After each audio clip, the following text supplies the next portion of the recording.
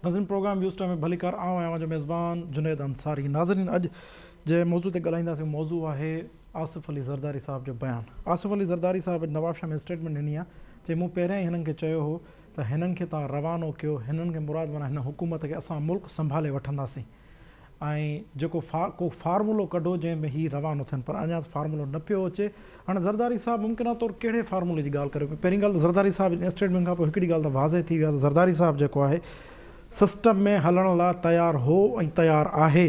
जेका ज़रदारी साहब हिकु भेरो ॿीहर ॻाल्हि कई आहे उहा इहा आहे त मूं हुननि खे चयो हो त या नेब हलंदी या मईशत हलंदी, ऐं नतीजा साम्हूं अची रहिया आहिनि। इन ई मौज़ू ते ॻाल्हाइण लाइ हिन वक़्तु असांखे पैनलिस्ट टीम जॉइन कई, जंहिंमें शामिल आहिनि इनाम भट्टी साहब, इज़हार सुमरो साहब, डॉक्टर रफ़ीक चांडियो साहब ऐं नसीर मेमण साहब। सभ खां पहिरियां हलूं था नसीर मेमण साहब ॾे। नसीर साहब तव्हां मूंखे ॿुधी रहिया आहियो? नसीर साहब तव्हांजे ख़्याल में ज़रदारी साहब जी जेका स्टेटमेंट आहे त मूं हुननि खे पहिरियों ई चयो हो त नेब हलंदी या मईशत हलंदी, या त ख़ैर रिटोरिक आहे त को फार्मूलो कढो जंहिं फार्मूले तहत हिननि खे घर मोकिलियो, उनखां पोइ असां मुल्क संभाले वठंदासीं। मुमकिन आहे तौरु इहो कहिड़ो फार्मूलो जंहिंजी ज़रदारी साहब ॻाल्हि करे रहियो आहे? जेका स्टेटमेंट मूं कंहिं चैनल ते ॿुधी उन में त मूं इहो सम्झो त ज़रदारी साहब जो चवणु हो त असांखे चयो वियो त तव्हां को फार्मूलो वार्मूलो कढो, जंहिं ते मूं कंहिं चयो त तव्हांजो फार्मूलो न अॻे मुल्क जो बेड़ो ॿोड़ियो आहे, तंहिं करे फार्मूलो वार्मूलो न हलंदो, तव्हां हिननि खे घर मोकिलियो त पोइ का ॻाल्हि ॿोल थी सघे थी। मूं ईअं ॿुधो आहे। जी जी जी। त हाणे इन मां ॿ टे जेके शयूं सम्झ में अचनि थियूं। हिकिड़ी ॻाल्हि इहा त उहा एस्टेब्लिशमेंट जंहिं हाणोकी हुकूमत खे मसनद ते विहारियो उहा हाणे सहकी पई आहे, थकिजी न पई आहे, सहकी पई आहे। उनखे नज़र थो अचे त शयूं कोन थियूं पियूं हलनि। अहलियत शदीद बहरान आहे, अहलियत जो शदीद बहरान आहे, जहिड़ो तहिड़ो न आहे। छो त जेकर को हिकु हंध ते हुजे न, को रुगो पाणी ठीकु न हुजे, को रुगो गैस ठीकु न हुजे, का हिकिड़ी शइ ख़राबु हुजे त चइजे त हाणे उहा हुननि खां मैनेज नथी, पर हूअं ॾाढा मुल्क हलाइनि पिए। त तव्हां मुल्क में कंहिं बि पासे निहारियो त का बि शइ नथी हले, तंहिंजे करे उहे दुरियूं हाणे थकिजी पियूं, थकिजी न पर सहकी पियूं। हाणे ज़ाहिर मुल्क त हलाइणो आहे, मुल्क जो गाॾो हलंदो, ख़ासि तौरु मईशत जो गाॾो हलंदो त पोइ सभिनी इदारनि जा गाॾा बि हलंदा न। मईशत न हूंदी त सिविल एडमिनिस्ट्रेशन छा ते हलंदी, नॉन सिविल एडमिनिस्ट्रेशन छा ते हलंदी, फॉरेन पॉलिसी छा ते हलंदी, इहो सॼो जहान जी पाण त मईशत आहे, उहा वेही वई आहे। ऐं जेका ही शबरजे जी ॻाल्हि थो करे, इहा ई ॻाल्हि ॿिया बि माशी माहिर कनि था। ऐं पुठियां हफ़्ते हफ़ीज़ पाशा बि कराची इस्लामाबाद जे हिकिड़े प्रोग्राम में कई, हू चवनि था त मुल्क जो दिवालो निकितल आहे। ऐं हूअं बि तव्हां ऑफिशियल डेटा ॾिसो त जेको GDP टू डेट रेशियो आहे उहो 90% खां क्रॉस थी वियो आहे। के दुनियूं प्राइवेटली चवनि थियूं त 100% थी चुको आहे। सो हाणे हिन सॼी सिचुएशन में हिकिड़ो बहरान आहे ऐं जेको शदीद थींदो थो वञे, त पोइ ज़ाहिर आहे उन्हनि धुरियुनि लाज़मी तौरु भला कंहिंखे अची चवंदा त मुल्क हलायो। मिसाल तौरु सोचो, जिन खे आंदोलन उन्हनि खां न हलियो त कंहिंखे चवंदा, पाण डायरेक्ट वेही हलाए न सघंदा। उन्हनि खे ख़बर पइजी आहे त मुल्क हलाइण मस्करी कान्हे। ईअं 2-4 महीना 2-4 साल 5 साल शौक़ु पूरो कयूं था, पोइ वरी वञी था कंहिं ॿिए जे ॿांह झलियूं तदा वारो कर असांखे हितां कट। सो इन सिचुएशन में धुरियूं आहिनि नवाज़ लीग ऐं पीपल्स पार्टी। नवाज़ लीग जो जेको एॾो टफ स्टांस आहे, उनजे करे उन्हनि सर्कल्स में इहा थोरी रिज़र्वेशन आहे, उहो नवाज़ लीग खे लीड रोल ॾियण खां लहराइनि था। सर कत कलामी मां नसीर साहब हिकिड़ी स्टेटमेंट आहे ज़रदारी साहब जो, उनमें काफ़ी वज़न आहे। मुंहिंजो अंदाज़ो जेको आहे हाणे तज्ज़िया तबसरा इन ई स्टेटमेंट ते थींदा त हिननि खे तव्हां घर मोकिलियो, असां मुल्क संभालण लाइ तयारु आहियूं, यानी पीपल्स पार्टी मुल्क संभालींदी। ज़रदारी साहब पंहिंजे इन बयान खे वज़न ॾियण लाइ वरी चवे थो त असां अॻु ॿेड़नि मामलनि खे डील कयो माज़ी में ऐं हींअर बि करे वेंदासीं। उहो त सिधी ऑफर वेठो ॾिए त तव्हांजे ख़्याल में छा पीपल्स पार्टी हिन बहरानी कैफ़ियत खे जेकॾहिं संभाले सघे थी जीअं ज़रदारी साहब जो क्लेम आहे? ॾिसो, बहरहाल संभालींदी वरी बि का सियासी तौर पीपल्स पार्टी में कई ख़राबियूं या नवाज़ लीग में कई ख़राबियूं, पर हिननि मुख़्तलिफ़ वक़्तनि ते मुल्क हलायो आहे न। पोइ जीअं बि हुननि मैनेज कयो, मुल्क जा मामला मैनेज करणा हूंदा आहिनि। पाकिस्तान का एॾी ग्रोन अप इकोनॉमी का डेवलप्ड इकोनॉमी या डेवलप्ड कंट्रीज़ जी लिस्ट में कोन्हे जेको तव्हां चओ त सुभाणे ईंदा त ॿिए ॾींहं शयूं ठीकु थी वेंदियूं। पर हिननि वटि उहा टीम आहे, उहे माण्हू आहिनि, हिते वेठा अथनि, ॿाहिरां वठी था अचनि, निगोशिएट कनि था, इंटरनेशनल मार्केट्स में आउटरीच आहे, IMF या FATF इन्हनि मामलनि ताईं हू पॉलिटिकल इंगेजमेंट करण जी सलाहियत रखनि था। तंहिंजे करे हू इन मुल्क खे दग ते लाहे सघनि था। हुन में वरी 3-4 साल में जेको डैमेज थींदो आहे ठीकु करण में 8-10 साल लॻंदा आहिनि। इहो को ओवरनाइट कोन थींदो आहे। मां ज़ाती तौरु सम्झां थो त मुस्लिम लीग नवाज़ हुजे, एनपी हुजे, पीपल्स पार्टी हुजे, धुरियूं इहे ई आहिनि मुल्क खे जेका ठीकु करण जी सलाहियत आहे असां वरी बि इन्हनि वटि आहे। जी, तंहिं करे मूंखे उहा पोटेंशियल नज़र अचे थो। मां नथो चवां त ईंदा त सुभाणे खां मुल्क वाह थी वेंदो, इट विल टेक टाइम, पर हिननि वटि सलाहियत आहे त क्राइसिस मां शयूं कढी अचनि ऐं पास्ट में परफॉर्म कयो आहे हिननि तुरनि खे। ज़रदारी साहब उन पंहिंजे स्टेटमेंट खे वधीक वज़न वठण लाइ माज़ी जो हिकिड़ो मिसाल कोट करे थो, चवे थो परवेज़ मुशर्रफ जे दौर में खंड ऐं अटे जो बहिरान हो, पोइ असां आयासीं, असां 1 साल अंदरि उन बहिरान ते ज़ाब्तो आंदो ऐं उनखां पोइ असां उहे एक्सपोर्ट करणु लॻासीं। हाणे ज़रदारी साहब इन दावा में केतिरो वज़न आहे, हलूं था इनाम भट्टी साहब खां तजियो वठंदासीं, उन्हनि जी छा रहिया। इनाम साहब तव्हां मूंखे ॿुधी रहिया आहियो? जी जी बिल्कुलु। इनाम साहब, ज़रदारी साहब हाणे सिधो थो चवे त हिननि खे ॿाहिरि कढो, असां मुल्क संभालींदासीं। सिधी ऑफर आहे, पीपल्स पार्टी मुल्क संभालींदी। माज़ी में बि असां संभालियो, परवेज़ मुशर्रफ जो दौर जॾहिं पंहिंजे आख़िरी साल में हो त अहिड़ा क्राइसिस मौजूदु आहे, असां इक़्तिदार में आयासीं, असां माज़ी में बि संभालियो, हींअर बि संभालींदासीं। तव्हांजे ख़्याल में ज़रदारी साहब जे दावा में केतिरो वज़न आहे? जे अॼु पीपल्स पार्टी जी गवर्नमेंट ॾिनी वञे त छा पीपल्स पार्टी परफॉर्म करे वेंदी मौजूदा गवर्नमेंट जे निस्बत?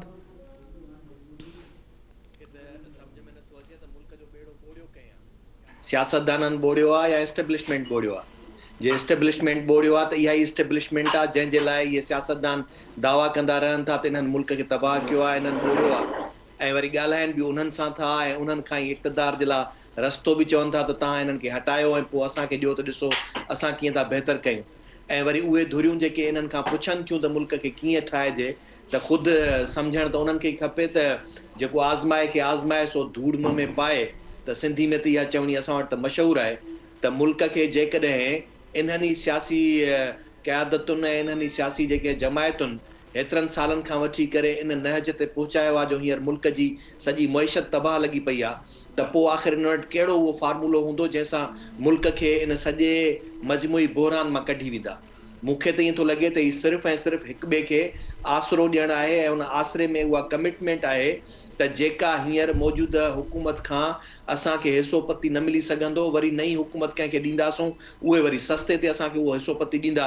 असुल मामिलो इहो आहे त पाकिस्तान जे अंदरि उहे धुरियूं जेके इन क़िस्म जी इहा ॻाल्हि कंहिंसां कनि थियूं ऐं जिन खे इहो चयो थो वञे त असां जेको आहे सो हाणे फार्मूलनि खे छॾियो ऐं असांखे ॾियो इहा हुकूमत हटायो, त पहिरीं त उहे इन मुल्क मां जान छॾनि। उहे धुरियूं जेके जिन जो सियासत पेशो ई न आहे, जिन जो रियासत जे कारवंवार खे हलाइण जो आइन जे बुनियाद ते आइन जे अंदरि को बि अख़्तियार ई कोन्हे, पहिरीं उन्हनि खे बि इहो सोचणु खपे त हिन मुल्क जा मसइला सिर्फ़ु ऐं सिर्फ़ु इहे ई आहिनि त जॾहिं तव्हां पंहिंजा पसंदीदा माण्हू या पंहिंजे किन फार्मूलाउनि ते या पंहिंजी मुफ़ाहिमत ते कंहिं बि धुर खे जेकॾहिं वठी अची विहारियो था, उहा उनखे अञा वधीक अॻिते वञी करे तबाह करे थी। पाकिस्तान जी हिन वक़्तु जेका सूरत हाल आहे उन में असुल हक़ीक़त जेका आहे उहा इहा आहे त सभिनी खे इहो सच ॿुधणु खपे ऐं इहो सच सम्झणु खपे त हिन मुल्क जा मामला मईशत खां वधीक सियासी आहिनि।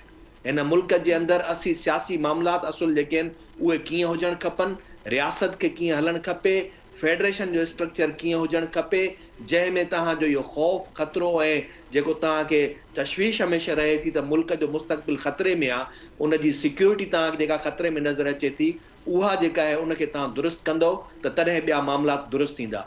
तव्हां पंहिंजे पाड़ेसरनि सां ऐं हिन ख़िते में जेका प्रॉक्सी अचे थी, हिकिड़ो अञा पासो दुरुस्त थिए कोन थो। हाणे वरी असां ईरान ऐं अफ़गानिस्तान जे मामलनि में वधीक उलझंदा वेंदासीं। जेकॾहिं टिनी तरफ़नि खां असांजे पाड़ेसरनि सां बि इहा ई सूरत हाल हूंदी, मुल्क जे अंदरि बि इहा सूरत हाल हूंदी, त पोइ असांखे ख़तरो वॾे में वॾो इहो ई हूंदो त असीं पंहिंजे मौत पाण मरंदासीं। जी, त तंहिंजे करे आउं सम्झां थो त सियासी धुरियुनि खे इन्हनि खे जिन खे बि जेकॾहिं ॻाल्हियुनि जे ज़रिए फार्मूलाउनि जे ज़रिए इक़्तिदार ॾियण जे लाइ का बि धुर जेकॾहिं करे थी, पहिरीं त इहो उन्हनि जो अख़्तियार हुजणु न खपे। हिन मुल्क जो आइन ऐं कानून मौजूदु आहे, उन आइन ऐं कानून मूजिबि शयुनि खे अॻिते वधणु ॾिनो वञे ऐं उन सां गॾोगॾु माण्हुनि खे इहो अख़्तियार ॾियणु खपे त आम माण्हू छा था चाहिनि ऐं हिते जेके बि इहे माफ़ियाऊं आहिनि, जेके बि इहे सभु जेके बि तव्हांजा माज़ी जा आज़मायल उहे सभु घोड़ा आहिनि जेके उन्हनि हिते वधीक मुल्क खे लुटियो फुरियो ऐं रियासत खे मुकमिल तरह ते पंहिंजे ज़ाती मुफ़ादनि जे लाइ इस्तेमालु कयो आहे।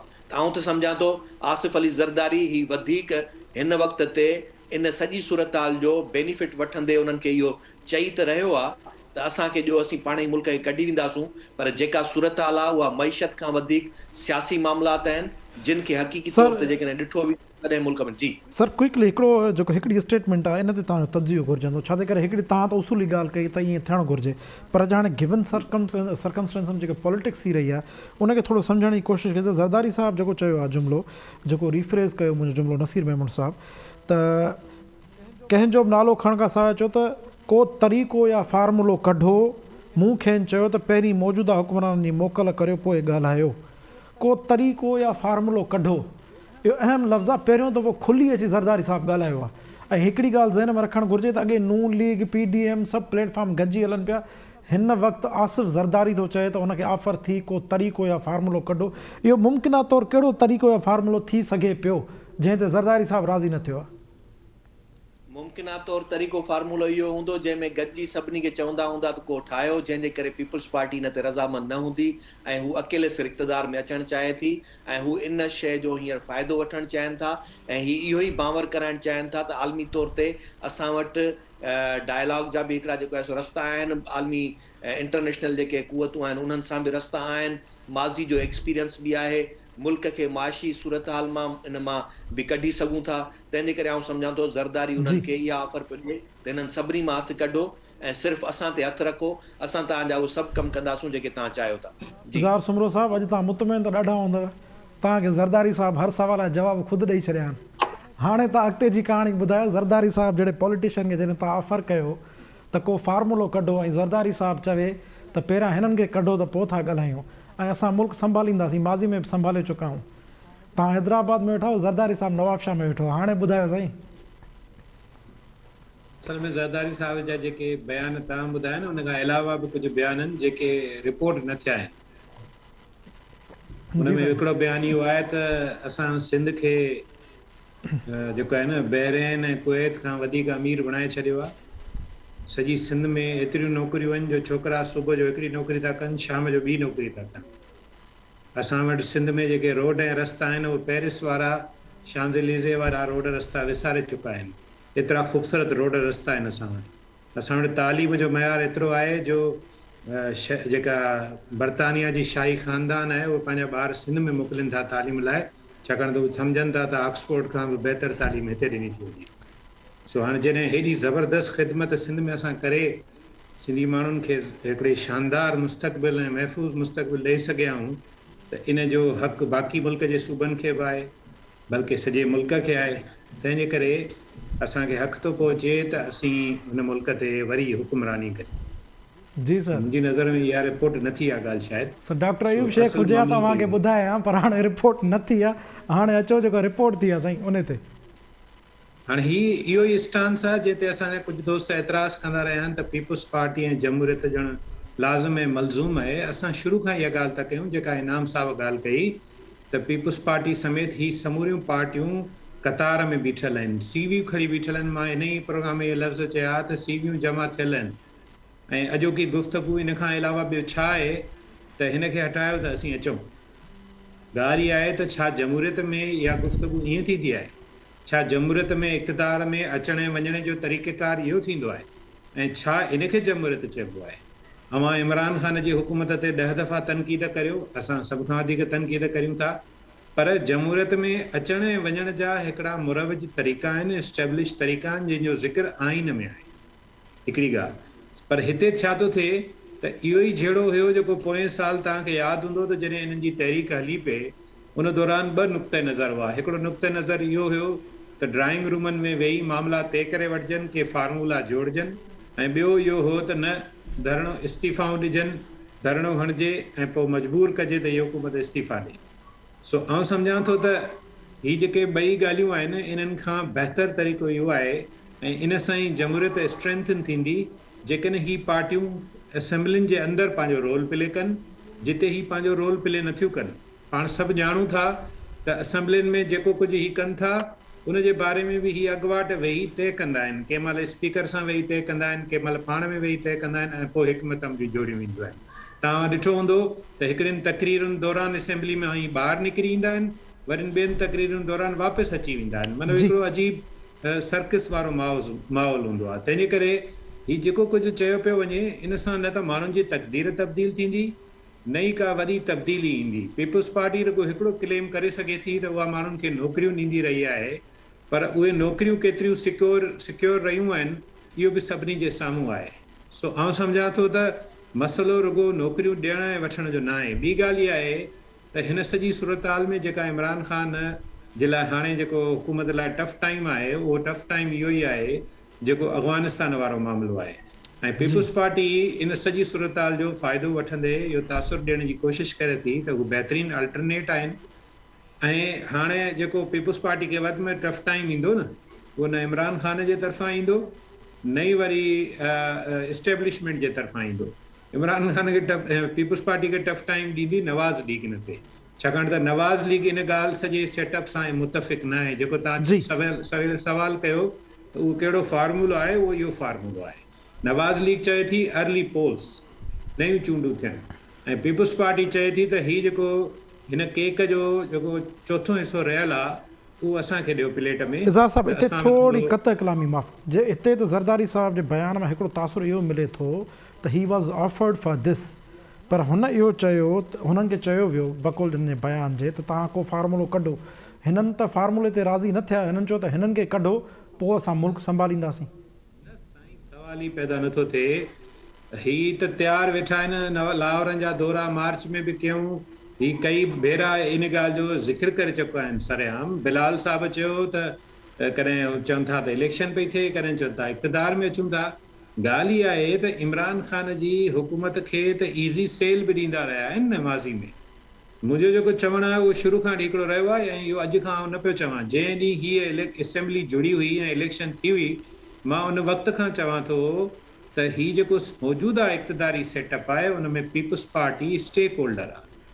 मां जेकॾहिं ग़लति थो चवां त मूंखे को ग़लति साबित करे, पर हक़ीक़त इहा आहे त उहा सिंध जी सतह ते ई सही, रुॻो सिंध जी सतह ते न, पर सेनेट में बि तव्हां ॾिठो न त स्टेक होल्डर हुई। कहिड़ी तरीक़े सां सेनेट जी पोएं भेरे चेयरमैन जो मामिलो थियो ऐं अपोज़िशन लीडर जो मामिलो थियो। जी डॉक्टर रफ़ीक चांडियो साहब, तव्हां मूंखे ॿुधो पिया साईं?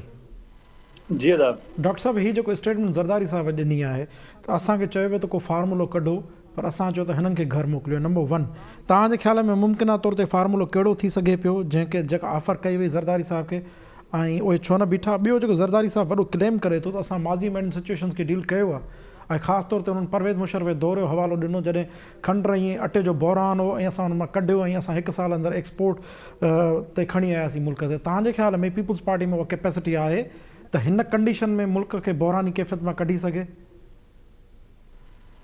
ॾिसो, हीउ जेको स्टेटमेंट आहे ज़रदारी साहब जी, असां अॻु में हिन ते काफ़ी तबसरा कंदा रहिया आहियूं त इस्टेब्लिशमेंट वटि काफ़ी टाइम लॻो आहे, हाणे 1.5 साल में बचियो आहे, त भई हिन मां जांच रहण। मां नसीर जी हिन ॻाल्हि सां मुतफ़िक़ आहियां त जेका इस्टेब्लिशमेंट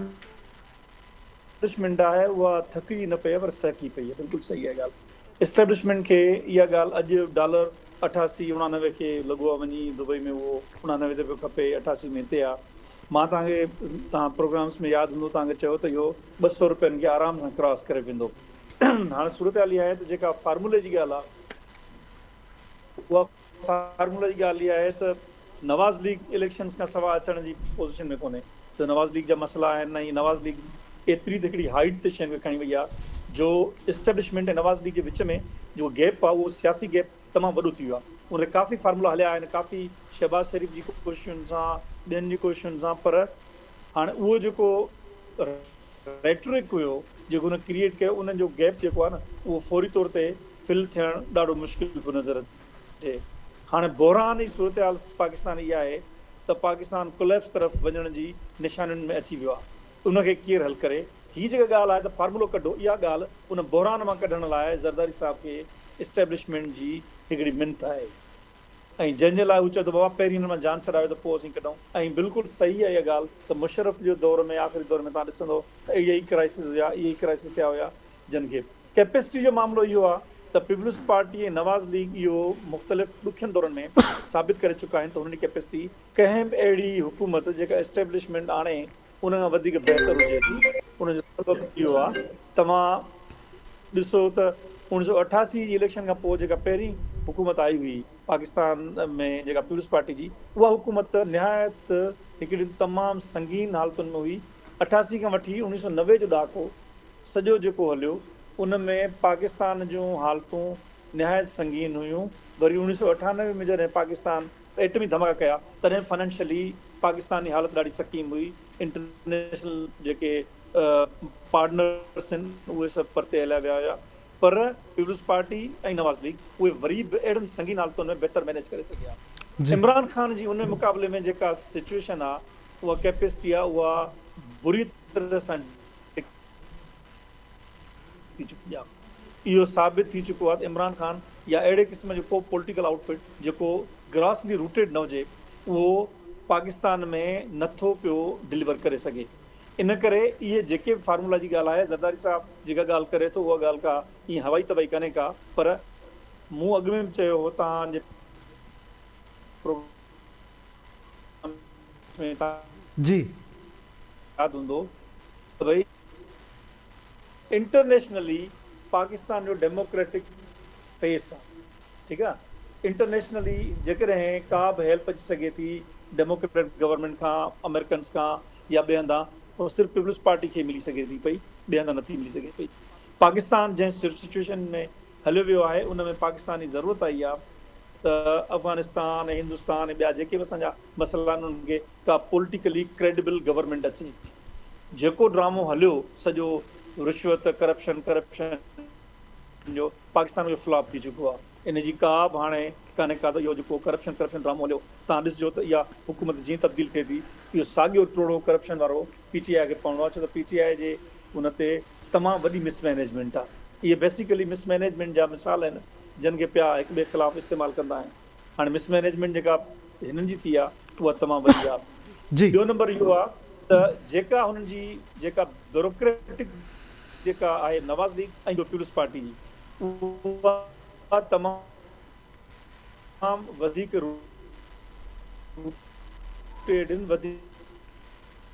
जी माण्हू टेक्निकली जेकर हुन कम सां कीअं हलबो आहे तजुर्बो आहे त सेक्टर्स इकोनॉमिक एस्टेब्लिशमेंट खे बि आहिस्ता आहिस्ता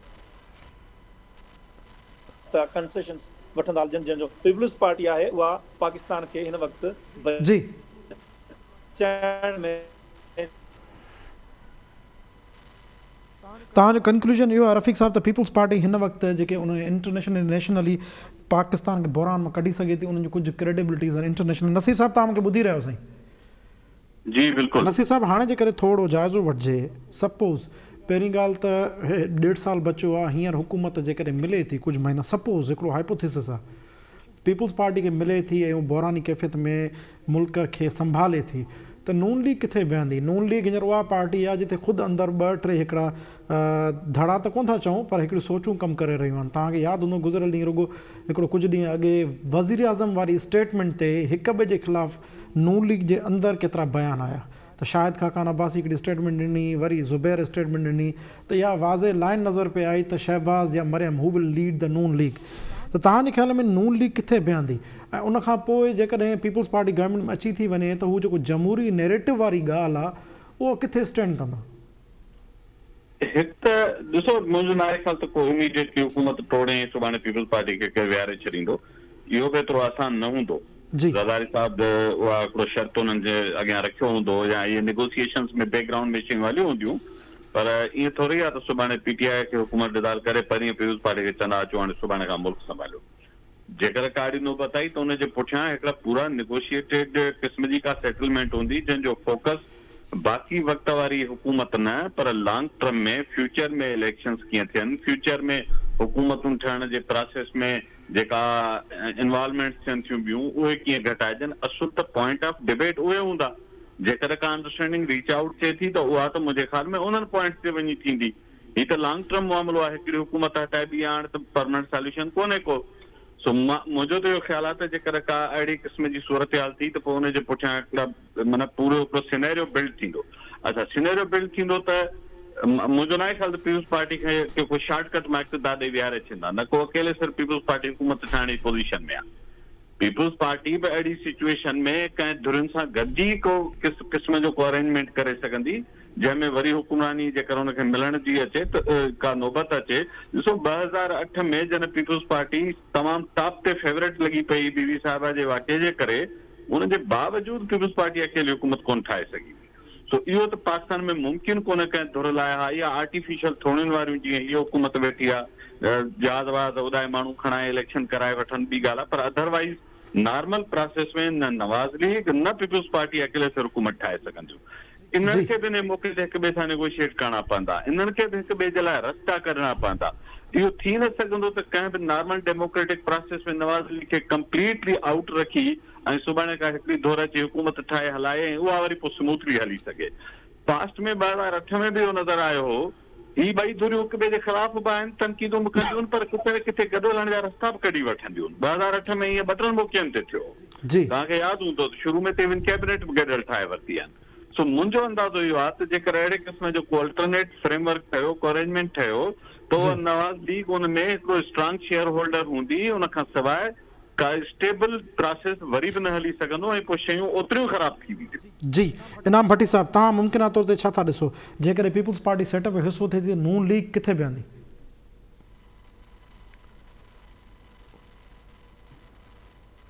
मुंहिंजो शुरू खां वठी करे इहो ई नुक़्ते नज़र आहे त ईंदड़ वक़्त में जेकॾहिं जनरल इलेक्शन्स थियनि थियूं त उनमें पीपल्स पार्टी ऐं नून लीग ई हिक ॿिए जे मदे मुक़ाबिल हूंदियूं ऐं उहे ई हिक ॿिए जूं तमामु वॾियूं मुख़ालिफ़ जमायतूं हूंदियूं।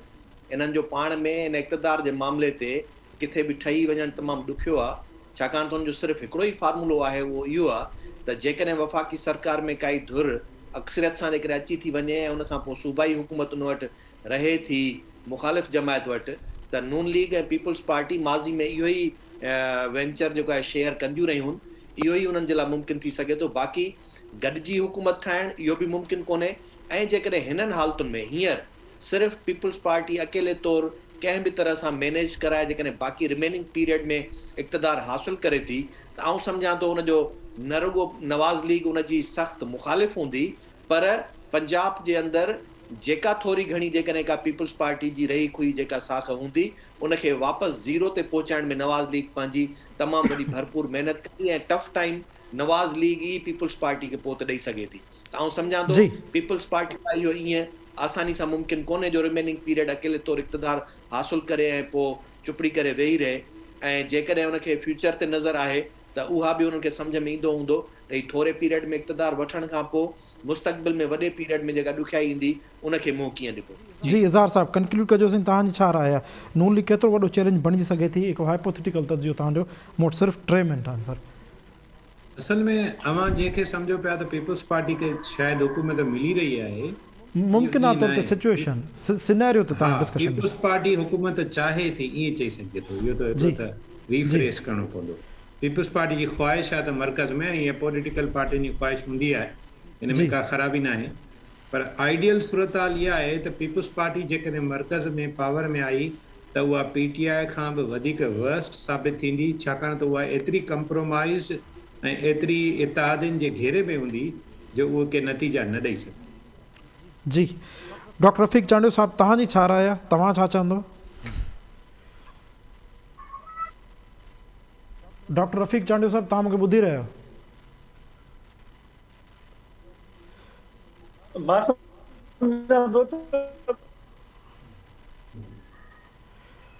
रफ़ीक चांडियो साहब, तव्हां ॿुधी रहिया आहियो मूंखे? हिकु भेरो ॿीहर रफ़ीक चांडियो साहब सां कम्युनिकेट करण जी कोशिशि कंदा। इज़हार साहब तव्हां कंटिन्यू कजो, मुंहिंजो इहो ख़्यालु आहे त नवाज़ लीग बि हींअर न चाहींदी ऐं पीपल्स पार्टी जी ख़्वाहिश ज़रूरु आहे, इहा शुरू खां वठी रही आहे, पर आउं नथो सम्झां त प्रैक्टिकली पीपल्स पार्टी खे बि इक़्तिदार मिली सघंदो। अल्टीमेटली सूरत हाल अर्ली पोल्स ॾेई वेंदी जेकॾहिं हीउ मामिलो इम्प्रूव न थियो, ऐं उनजे लाइ चयो वियो आहे त इमरान ख़ान बि चयो त असां वटि 3 महीना आहिनि ऐं उन्हनि 3 महीननि मंझां पहिरें ई महीने में KPK में उहो इलेक्शन बदतरीन अंदाज़ में हाराए विया आहिनि, जंहिंजे करे उहो जेको 7, 8 ऐं 18 वारो फार्मूलो न अवां यादि कयो न थोरो, हाणे उन ते बि कमु शुरू थी वियो आहे ऐं अल्टीमेटली उनजा रिज़ल्ट अचणु शुरू थी विया आहिनि। सो ईंदड़ वक़्त में इहो थींदा मां त अञा इहा तो ॻाल्हि कयां पीपुल्स पार्टी मर्कज़ में इक़्तिदार जी ॻाल्हि थी करे आउं त चवां थो फेब्रुअरी में आम मकानी चूंडूं सिंध में कराइनि हाँ। त किथे ईअं न थिए जो KPK वारी सूरत हाल सिंध में पीपुल्स पार्टी सां थी वञे। जी डॉक्टर रफ़ीक चांडियो साहब तव्हां ॿुधो पिया साईं मूंखे? डॉक्टर रफ़ीक चांडियो साहब, कोशिशि कंदासीं डॉक्टर रफ़ीक चांडियो साहब सां राब्तो कयूं, पर प्रोडक्शन टीम जे तरफ़ां इशारो पियो टाइम पंहिंजे पुॼाणी ते पहुचे नाज़रीन, जब प्रोग्राम टाइम पंहिंजे पुॼाणी ते पहुचे। डॉक्टर रफ़ीक चांडियो साहब, इनाम भट्टी साहब, इज़हार साहब, नसीर मेमन साहब, तव्हां सभिनी दोस्तनि जी महिरबानी। पंहिंजे मेज़बान जुनैद अंसारी खे ॾींदा इजाज़त। सदाईं गॾु।